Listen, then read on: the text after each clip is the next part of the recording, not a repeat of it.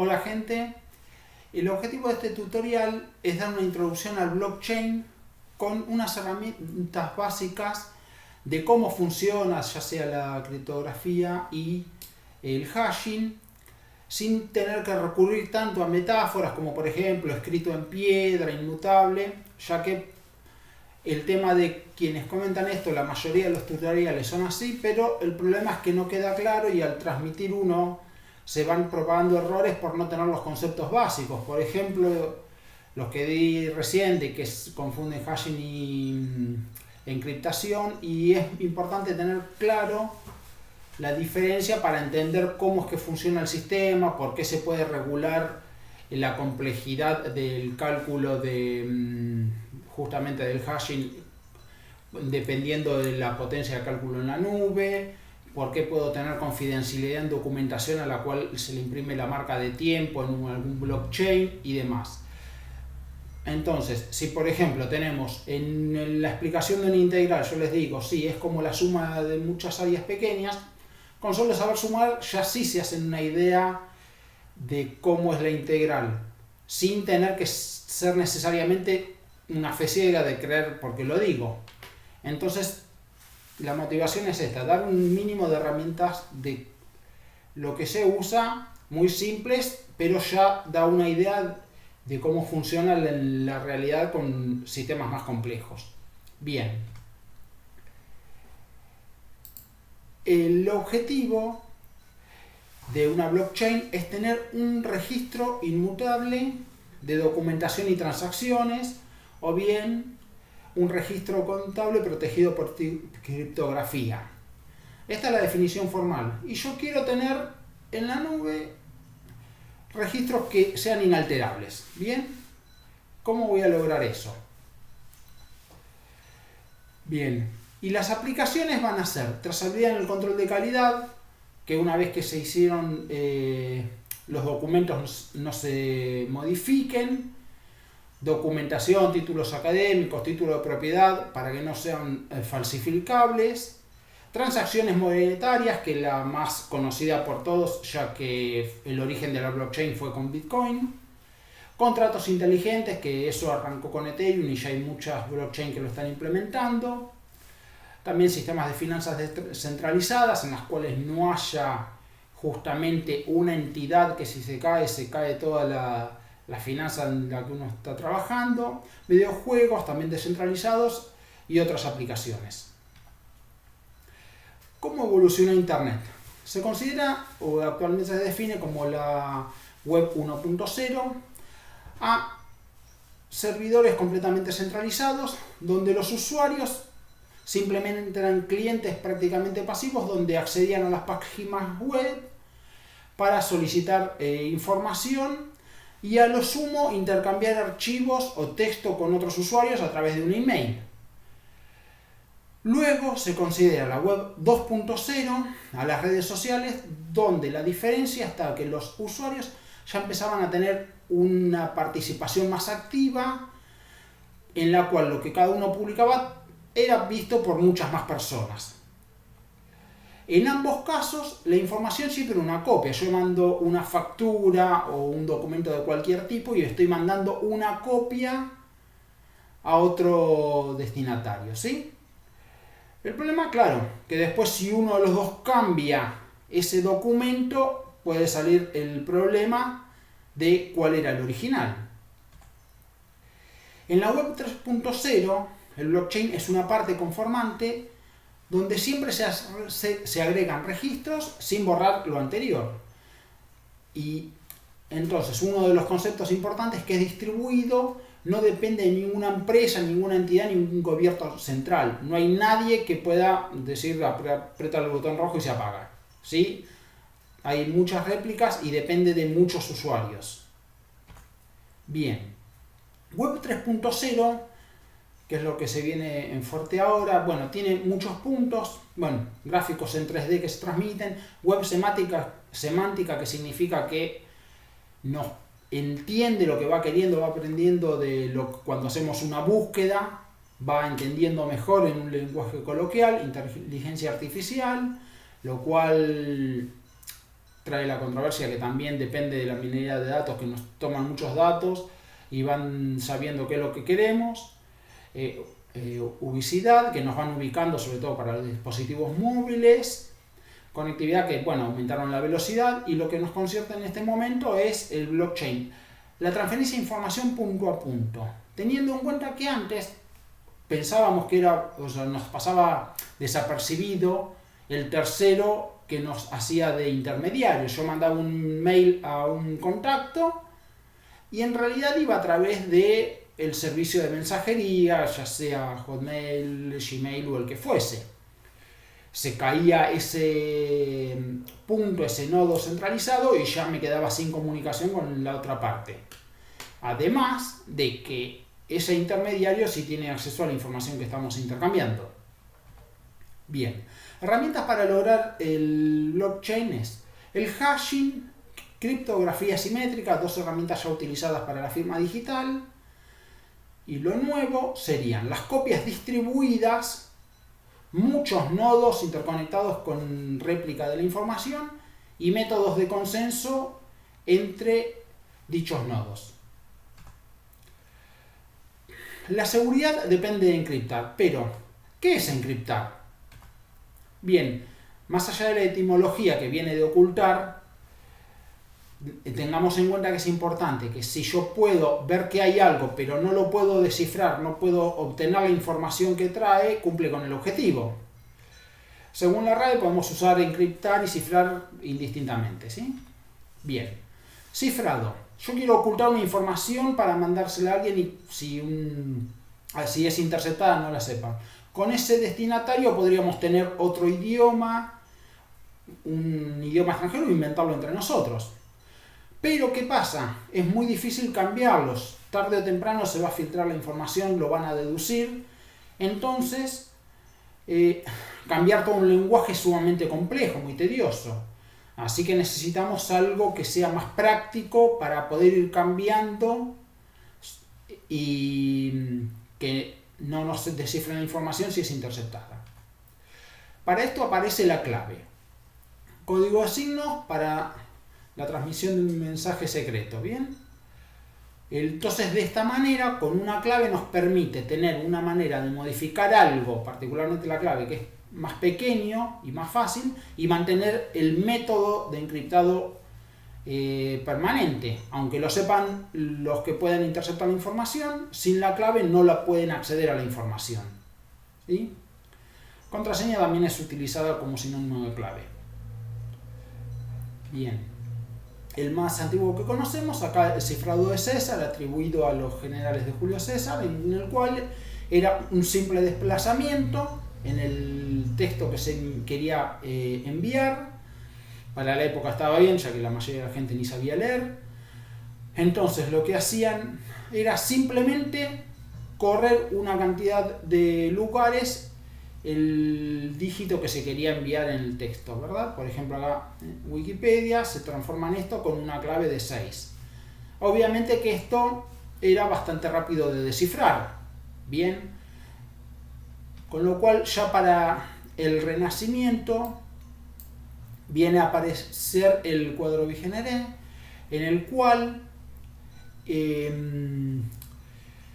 se vuelve bastante más complejo, ya que lograron que una misma letra en el mensaje sean diferentes caracteres en el mensaje cifrado, y dependiendo de la clave, ¿sí? Por ejemplo, el mensaje es atacar al amanecer y la clave es piedra. Entonces, entramos con la primera letra del mensaje por la primera fila de todo nuestro alfabeto, que está corrido en cada fila, está corrido en un carácter.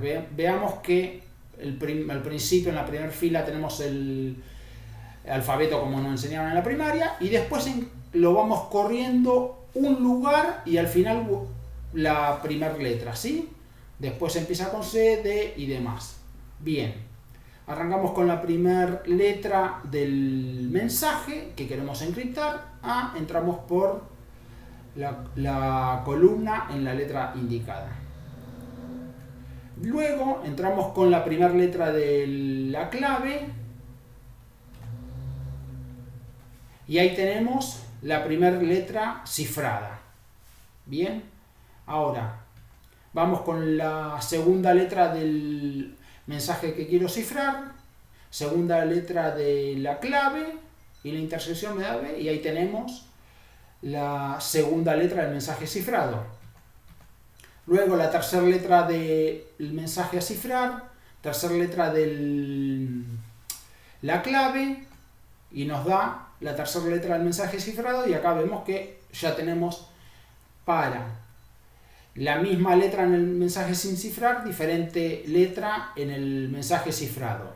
Esto ya le dio mucho más poder al cifrado, ya que era mucho más difícil de descifrar, y así sucesivamente, con la cuarta letra del mensaje a cifrar, cuarta letra de la clave, y así sucesivamente vamos cifrando el mensaje. Bien, cuando el destinatario recibe el mensaje y conociendo en secreto la clave, el mensaje cifrado entra en el mismo cuadro que lo conocen todos, pero solo el destinatario conoce la clave, entra con la clave, luego busca la letra que está en el mensaje cifrado y obtiene arriba, en la fila de arriba, la letra descifrada. Con la segunda letra de la clave llega hasta la letra del mensaje, va hacia arriba y obtiene la letra descifrada. Y así sucesivamente. Este método es muy bueno para la época, hoy día obviamente obsoleto en época de computación, pero nos da un claro entendimiento de cuál es el concepto del cifrado, que yo tengo el método conocido por todos, envío un mensaje y la clave conocida solo por el destinatario.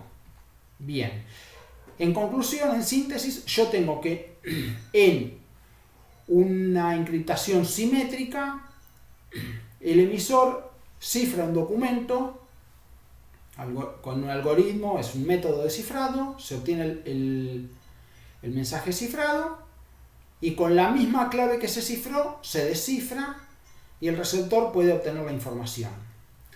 Y recordemos que cualquier método de cifrado nos permite ocultar la información y recuperarla completamente. ¿Bien? Por otro lado, y algo totalmente aparte, tenemos la función hash o hashing. ¿Qué es esto? Yo tengo un texto legible, por ejemplo, esto acá, aplico un método de hashing, no hay ninguna clave en este caso, solo está el método, y obtengo un código de largo fijo, independientemente de que el mensaje original sea todo un libro o solo 2 palabras. Este método me da que el mensaje final va a tener un largo fijo, y una característica importante es que es en un solo sentido, es irreversible. Yo obteniendo este código no puedo saber el mensaje original. ¿Bien?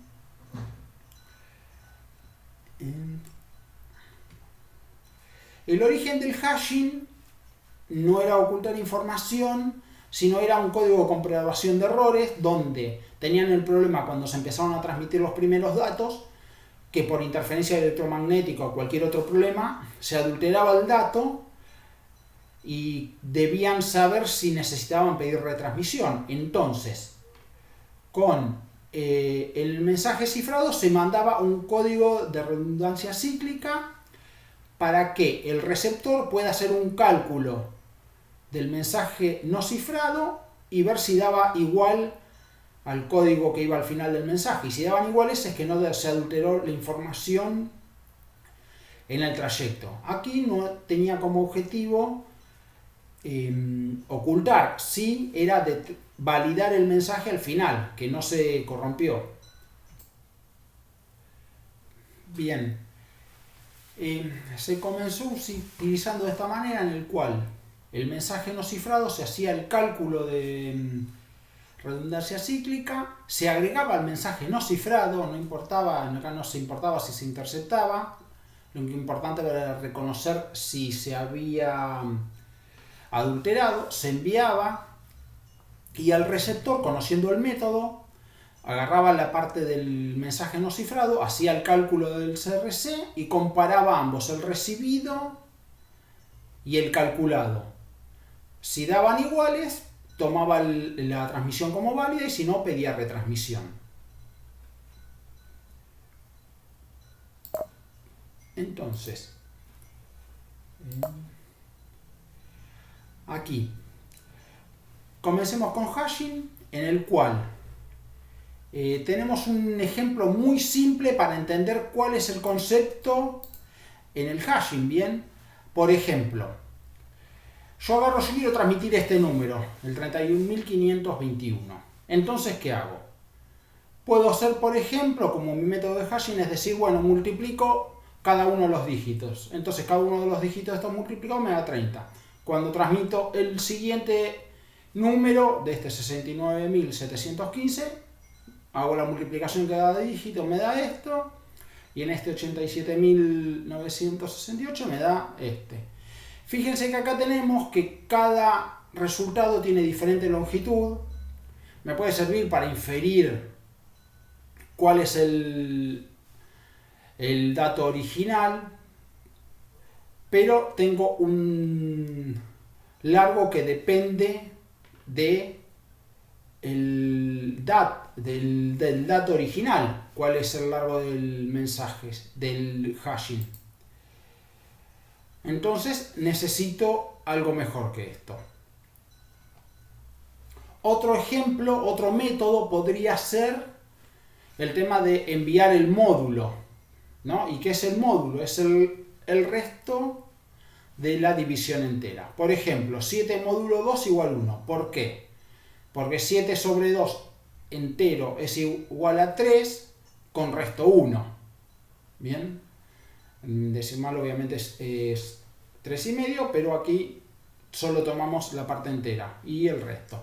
Entonces, para cada uno de estos valores, por ejemplo, que quiero enviar como dato, le aplico módulo 6 y tengo este valor de hash.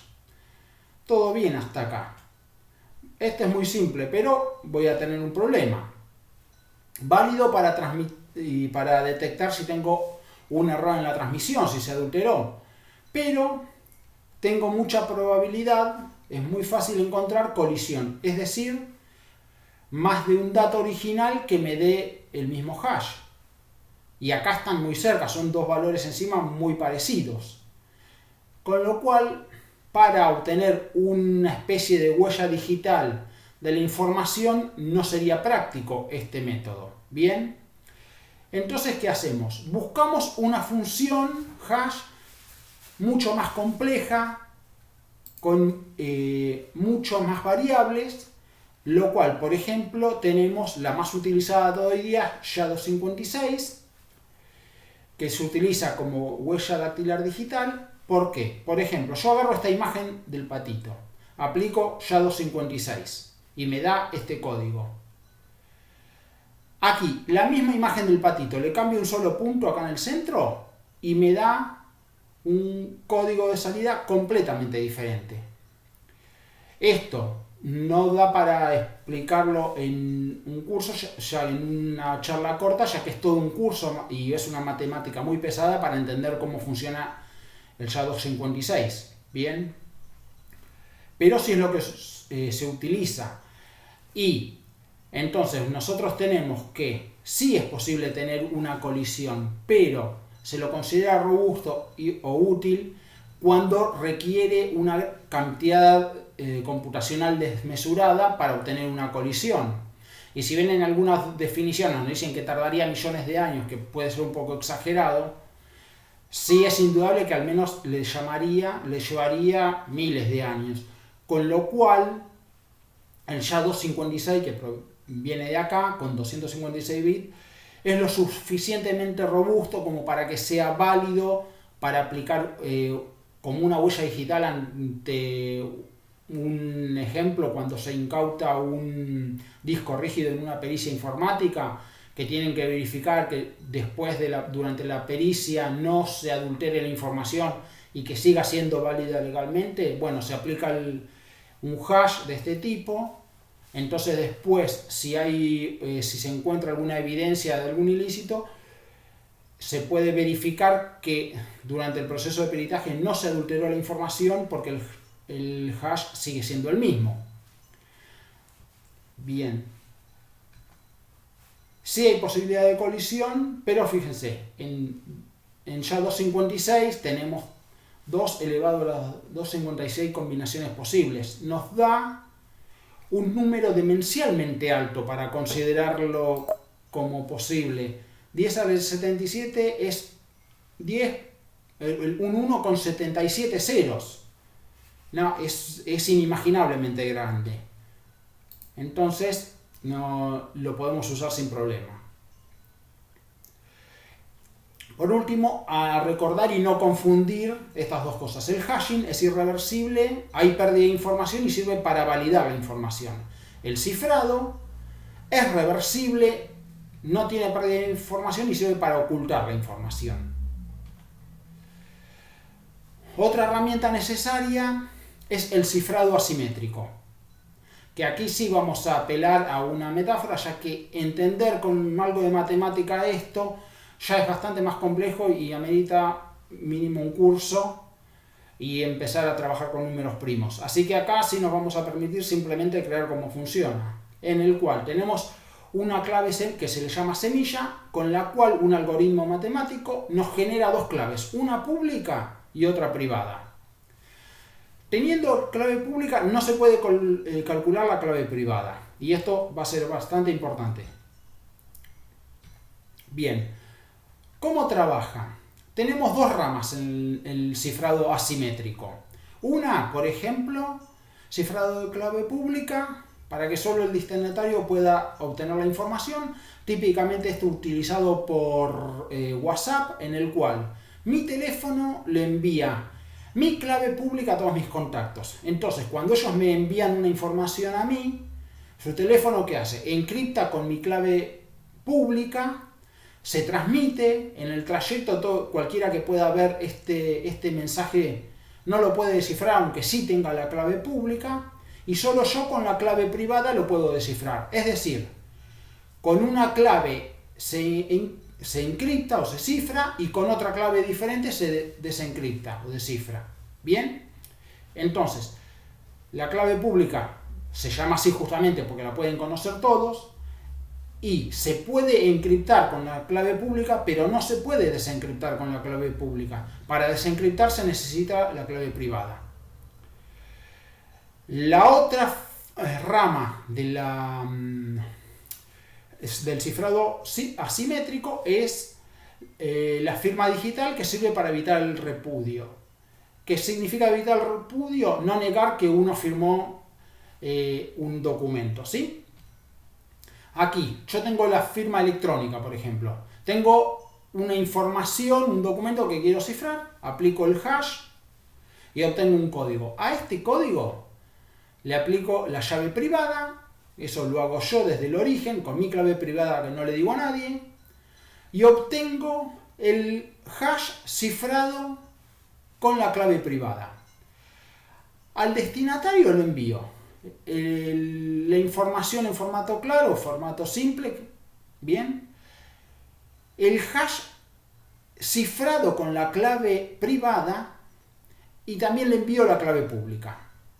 Entonces el destinatario al recibir la información en claro le aplica el hash, bien,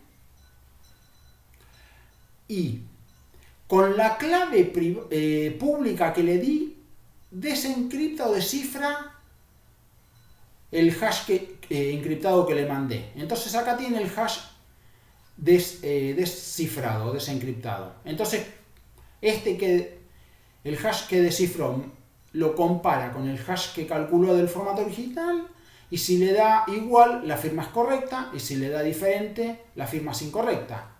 Bien, de esta manera, al tener el destinatario esta información y verificada con esta clave pública que él tiene, bien, tiene certeza de que la información la mandé yo y yo no puedo negar haberlo hecho, ya que yo solo tengo la clave privada para encriptar el hash de la información. Bien.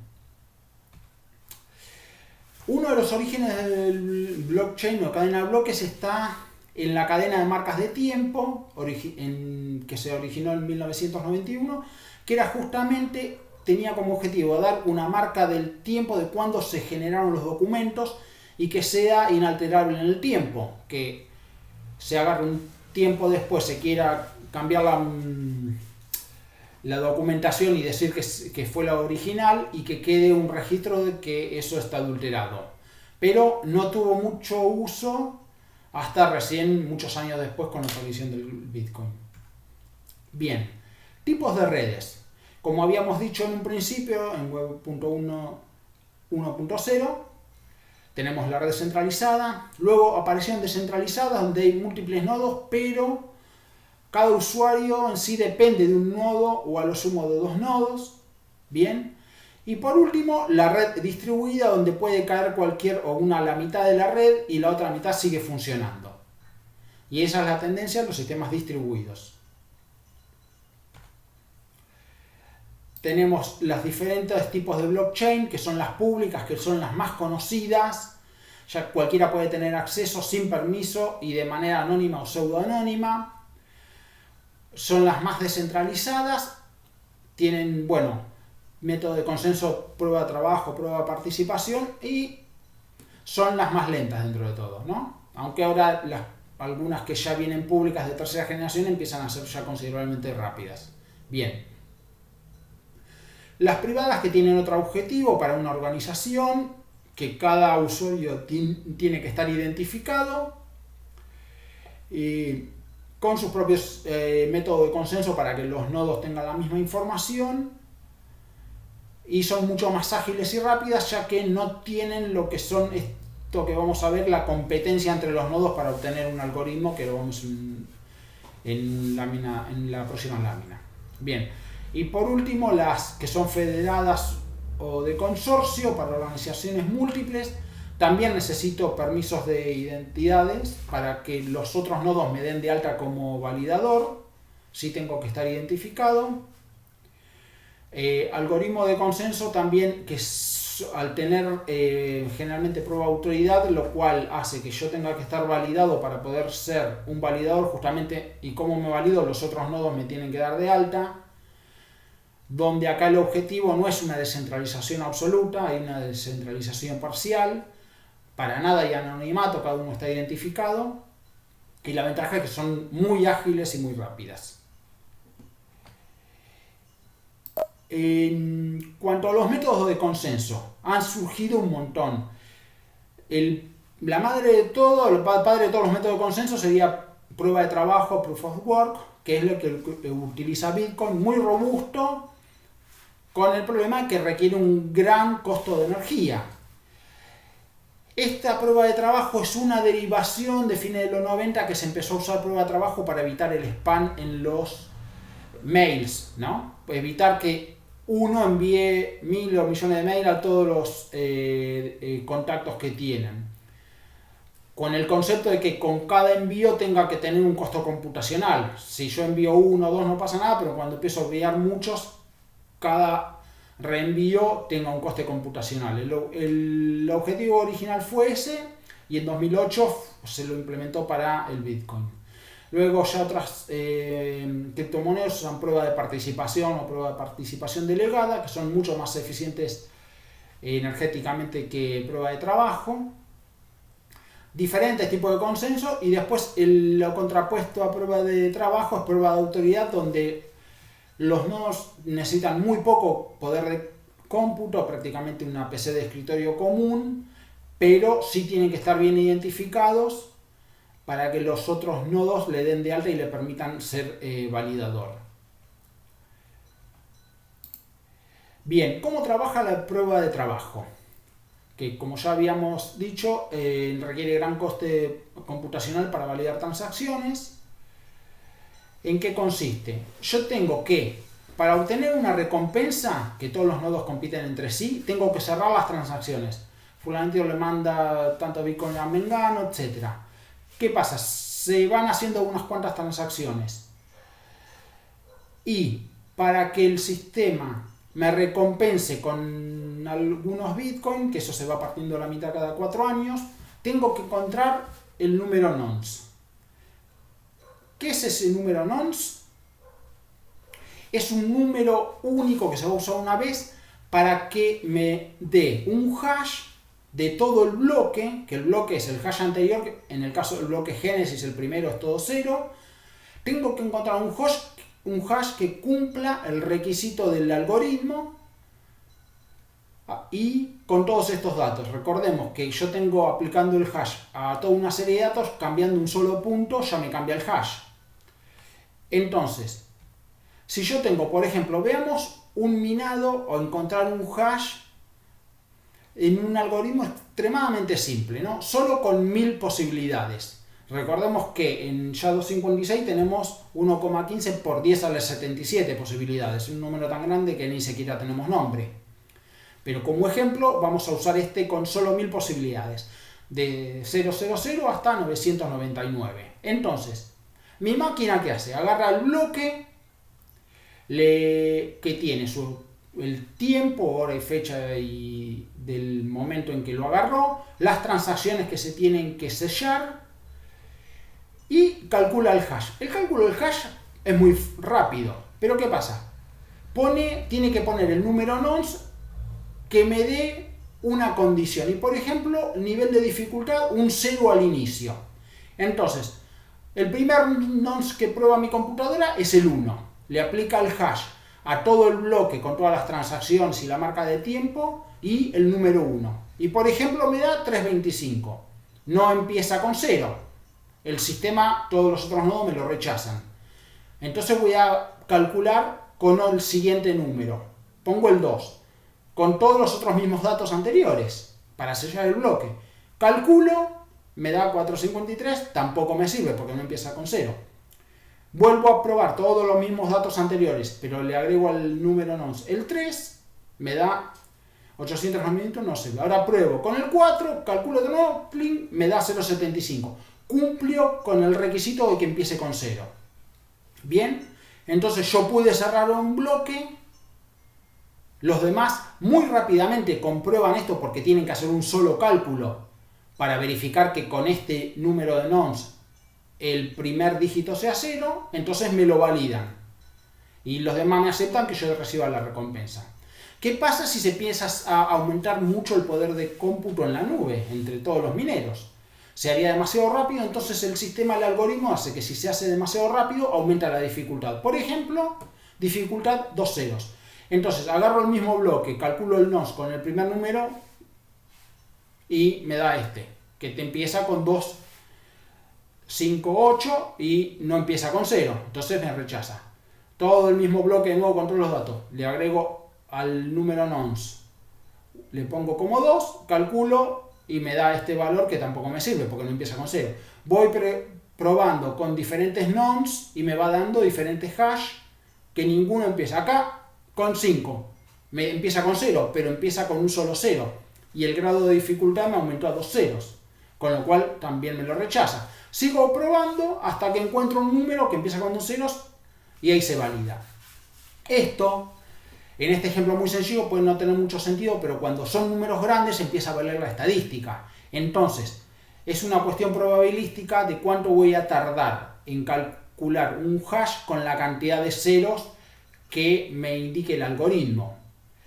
En Bitcoin empieza con 4 ceros. Acá tenemos este simulador de blockchain, ¿no? Donde tenemos el número de bloque, el hash anterior siendo Génesis es todo 0, y en el origen de Bitcoin se arranca con 4 ceros en el hash. Y si se hace muy rápido el sistema, va agregando la cantidad de ceros al principio para que sea más difícil. Que por supuesto que hoy día son muchos más ceros, y esto de 4 ceros era cuando arrancó al principio, que prácticamente un teléfono celular lo podía calcular, y hoy día el nivel de dificultad es tan grande que las granjas de minería son mucha cantidad de computadoras, justamente con mucho gran consumo de energía. Ahora está en verde porque cada bloque tiene el hash anterior, y de ahí viene el nombre de cadena, porque el eslabón sería tener el hash anterior. Por ejemplo, este número de nonce con este número de bloque y con todo el datos vacío, al calcular el hash da esto, y el siguiente bloque como hash anterior tiene justamente este mismo que tiene el bloque 1. Entonces en el bloque 2, donde dice hash anterior, tengo el hash del bloque 1. Ahora cambio el bloque número 1, pagar 1. Y ya me cambió, se puso todo en rosa porque me cambió el hash al cambiar los datos. Y como cambió cambió en el anterior, del segundo bloque. Al calcular el hash en el segundo bloque, ya me da distinto el inicio, no me da con ceros, entonces tampoco es válido. Acá vamos a minar el primero, está calculando ahora en este momento un hash, ahí está. Fue probando un montón de números de nonce diferentes para que con este nuevo dato me empiece con 4 ceros. Este no es válido, ¿por qué? Porque con el hash anterior y con este número de nonce no me da un hash que empiece con todos ceros. Entonces yo ahora voy a poner otra transacción diferente a 2, ¿no? Le hago calcular el número de hash o minar. Lo que está haciendo es ir calculando, cambiando el número de nonce continuamente. Toma un tiempo computacional hasta que lo encuentre, que va a ser cuando tenga acá 4 ceros al inicio. Y acá, bueno, en el tercero voy a poner pagar a 3, pongo calcular, empieza a calcular, y acá obtengo ya los 4 ceros al inicio. Ahora, ¿qué pasa si yo quiero adulterar una información anterior? Que veníamos hablando que esto es inalterable. Por ejemplo, yo quiero adulterar acá. En vez de pagar a 2, vamos a decirle pagar a 5. Ya está. Me cambió el hash, porque con este valor no tengo un hash que empiece con 4 ceros. Y a su vez todos los bloques que vienen a continuación también quedan inválidos, porque ninguno le empieza con 4 ceros. Entonces, ¿qué pasa? Yo lo puedo volver a calcular, como se ve acá, en mi computadora, yo solito, no tengo problema. Pongo a calcular con el dato que cambié en un bloque anterior, espero un poco, y ahí lo tuve. Entonces, me cambió este también. Entonces, ¿qué hago? Lo vuelvo a minar, espero algunos minutos y ya voy a obtener el inicio de 4 ceros. ¿Bien? Hasta acá ningún problema, lo puedo cambiar sin ningún problema. Pero ¿qué pasa si esta información está distribuida en múltiples nodos? ¿Cómo hago yo que tengo control sobre mi computadora, mi servidor, para cambiar todos los bloques? Acá es cuando viene el tema del sistema distribuido. Bien, por ejemplo, punto A, persona A, B y C. Entonces, en todos lados se replica la información. Yo puedo tener acceso a modificar solo en mi máquina. Pero ¿cómo hago para modificar lo que tienen todos los demás? Ya no se puede. Por eso se dice que la seguridad de este tipo de sistemas es del 51%. Yo para adulterar la información tendría que tener un ataque, un poder de cómputo del 51% o más de todo el cómputo que hay en el mundo, lo cual se hace virtualmente imposible. Bien, hasta ahora no se ha logrado nunca y no hay cálculos que digan que pueda lograrse. Y de ahí viene la robustez.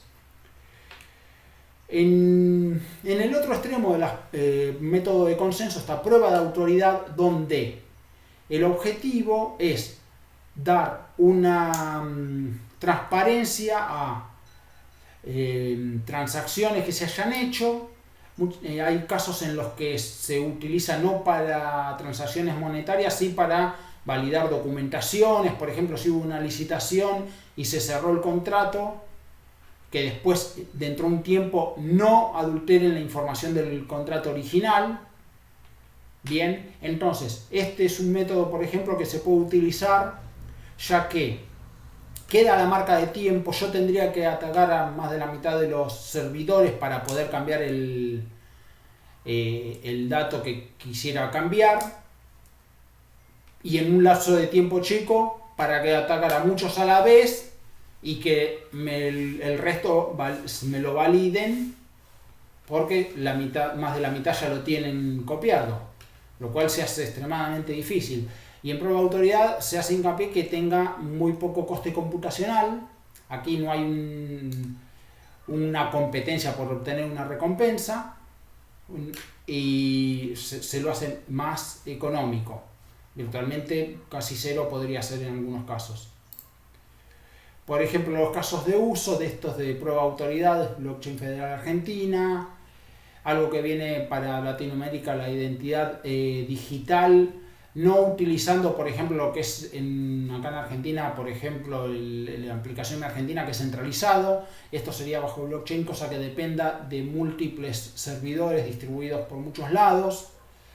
También hay empresas privadas que están utilizando para rastrear la cadena de suministros, entre otras aplicaciones. Blockchain Federal Argentina, que bueno, lo que ofrece es todo este tipo de cosas, ¿no? Que no tiene criptomonedas, prueba de autoridad justamente, y se pueden hacer entre muchos pares, validar la información que ya fue sellada. Bien, ¿y cómo hace? Acá veíamos cuando yo les decía por qué aprender el significado del sello del hash. ¿Por qué? ¿Cómo sello el tiempo para que nadie me diga que adulteré un documento?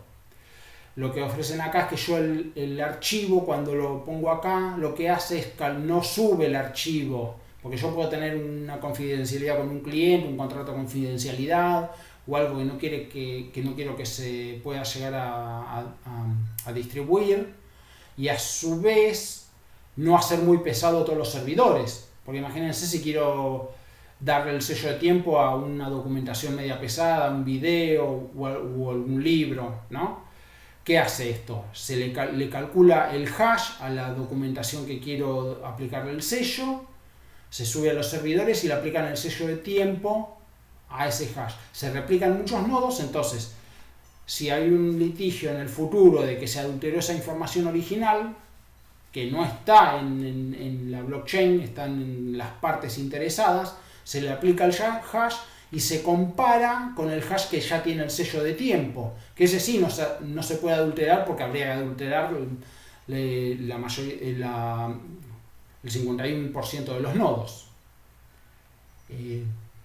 Bien, esto ha sido todo por hoy y hasta la próxima.